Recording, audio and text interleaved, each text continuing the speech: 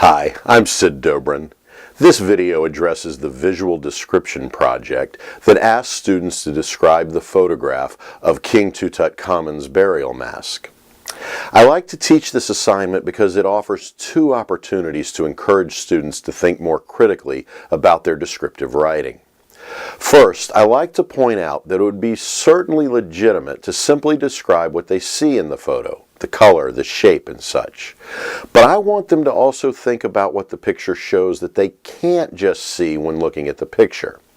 That is, I want them to think about what it means to learn about the visual, in this case King Tut's funeral mask, and to include their research in the description in order to offer more than just a description of what they see in the image.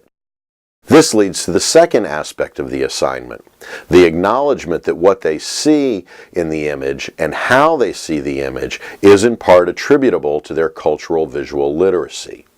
That is, seeing King Tut's funeral mask is, in part, dependent upon having been taught to read the image, to recognize it as Egyptian, to even recognize it as iconic of King Tut. Of course, the second part of how I teach the assignment can be directly related to the first part, as I ask them to increase their understanding of what they see in the image. Part of the reason I emphasize this aspect of the visual description is to help students make connections between the descriptions they write and the critical, analytical viewing and reading they do when they prepare to write their descriptions.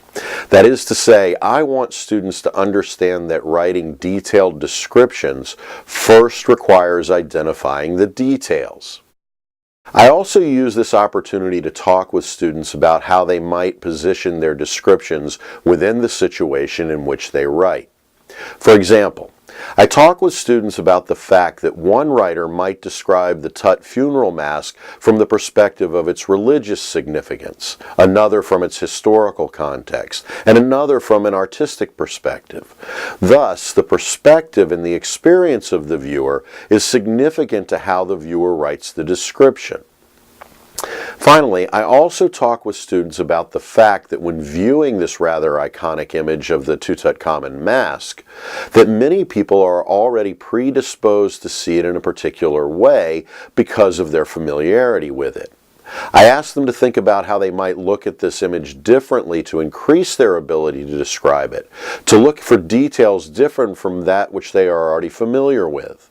I also point out that part of the reason that some people are familiar with the mask is because of the perspective of the photograph.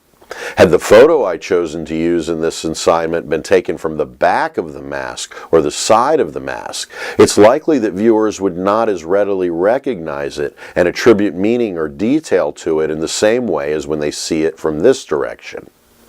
Given all of these possibilities for approaching this assignment, one of the things that I talk with my students about is how I will use the critical thinking, reading, and writing aspect of the assessment rubric that I've included with the chapter. Because the assignment focuses on writing to describe, I also alert students to the knowledge of conventions part of the rubric, as well as the rhetorical knowledge segment. So that's a little bit about how I use this assignment to help students dig a little deeper in thinking about and writing about descriptions. I'm sure you'll find many other aspects of the assignment that are valuable to your students as well. Thanks for using writing situations, and thanks for watching.